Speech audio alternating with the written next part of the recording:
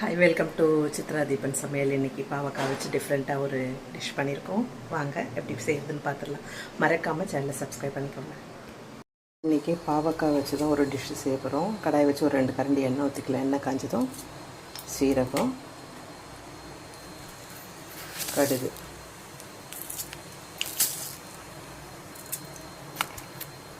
போட்டு வச்சது பொரியட்டும். சின்ன வெங்காயம் ஒரு 10-15, ஒரு தக்காளி, கொஞ்சம் கொத்தமல்லி, கொஞ்சம் கருவேப்பிலை பொரிஞ்சிருச்சு. நம்ம இதில் வெங்காயம் சேர்த்துக்கலாம். வெங்காயம் சேர்த்தாச்சு. கூடவே கருவேப்பிலை, கொத்தமல்லி சேர்த்துக்கலாம். உப்பு நம்ம தேவைக்கேற்ப சேர்த்துக்கலாம்.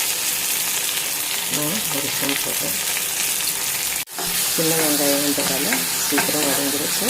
தக்காளி சேர்த்துக்கலாம்.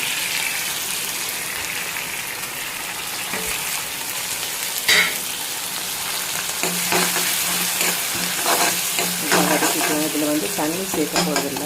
ஒரு 20-25 நிமிஷம் ஆகும். பாவக்காய் நல்லா பொடிசாக நறுக்கி வச்சுருக்கேன். நான் அதையும் இதில் சேர்த்துக்கலாம்.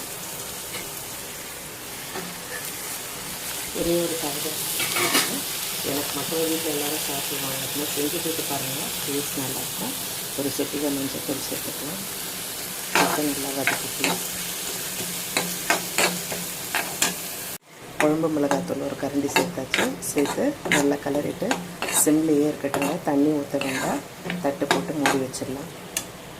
தண்ணியை ஊற்றாமல் பாவக்காய் தொக்கு சூப்பராக ரெடி ஆகிடுச்சு. சும்மா கொஞ்சமாக வெல்லம் சேர்த்துக்கலாம் லாஸ்ட்டில். டேஸ்ட்டாக இருக்கும். குழந்தைங்க ரொம்ப விரும்பி சாப்பிடுவாங்க. நீங்கள் ஜஸ்ட்டு இந்த மாதிரி செஞ்சு கொடுத்து பாருங்களேன், ரொம்பவே விரும்பி சாப்பிடுவாங்க. நீங்களும் ட்ரை பண்ணி பார்த்துட்டு எப்படி வந்துச்சு, உங்கள் குழந்தைங்க வீட்டில் எல்லாருமே சாப்பிட்டாங்களா அப்படின்றத கமெண்ட் பண்ணுங்கள். நாளைக்கு மற்றொரு டிஷ்ஷில் உங்களை சந்திக்கிறேன். பாய்.